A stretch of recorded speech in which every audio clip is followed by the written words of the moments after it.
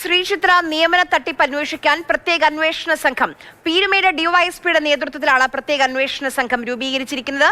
ഇന്നലെ മാതൃഭൂമി ന്യൂസ് വാർത്ത പുറത്തുവിട്ടതിന് പിന്നാലെയാണ് ജില്ലാ പോലീസ് മേധാവിയുടെ നടപടി. PSC ശ്രീചിത്ര ജോലി നിയമന തട്ടിപ്പിന്റെ വാർത്ത ഇന്നലെ മാതൃഭൂമി ന്യൂസ് പുറത്തുവിട്ടതിന് പിന്നാലെയാണ് ഇടുക്കി ജില്ലാ പോലീസ് മേധാവിയുടെ ഭാഗത്തു നിന്നും ഒരു നടപടി ഉണ്ടായിരിക്കുന്നത്.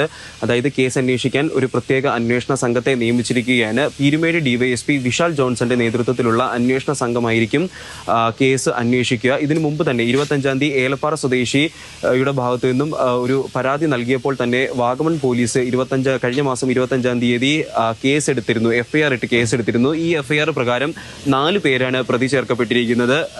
തിരുവനന്തപുരം സ്വദേശിയായ രാജേഷ് 1-ാം പ്രതി, 2-ാം പ്രതി ബെന്നി പെരുവന്താനം. ഈ ബെന്നി പെരുവന്താനം എന്ന് പറയുന്നത് ഇടുക്കി ജില്ലയിലെ മുൻ DCC ജനറൽ സെക്രട്ടറിയും അതുപോലെ തന്നെ നിലവിൽ BJPയുടെ സംസ്ഥാന കമ്മിറ്റി അംഗവുമാണ്. ഇതൊരു രാഷ്ട്രീയ ബന്ധം, ഈ മുഴുവൻ തട്ടിപ്പിലെയും ഒരു രാഷ്ട്രീയ ബന്ധത്തെ വെളിവാക്കുന്നതാണ്. അതുപോലെ തന്നെ 3-ാമത്തെ പ്രതി ചേർക്കപ്പെട്ടിരിക്കുന്നത് അഗസ്റ്റിൻ എന്ന ഭുവനചന്ദ്രനാണ്. അഗസ്റ്റിൻ എന്ന പേരും ഭുവനചന്ദ്രൻ എന്ന പേരും ഇദ്ദേഹത്തിന് നൽകിയിട്ടുണ്ട്. ഇവർ ഇരു നാമങ്ങളും വ്യാജ പേരുകളാണോ അതോ ശരിക്കുള്ള പേരുകളാണോ എന്നുള്ള കാര്യത്തിൽ ഇതുവരെ വ്യക്തത വന്നിട്ടില്ല. PSC ഉദ്യോഗസ്ഥൻ എന്ന പേരിലാണ് ഈ അഗസ്റ്റിൻ എന്ന ഭുവനചന്ദ്രൻ തട്ടിപ്പുകൾ നടത്തിയിരിക്കുന്നത്.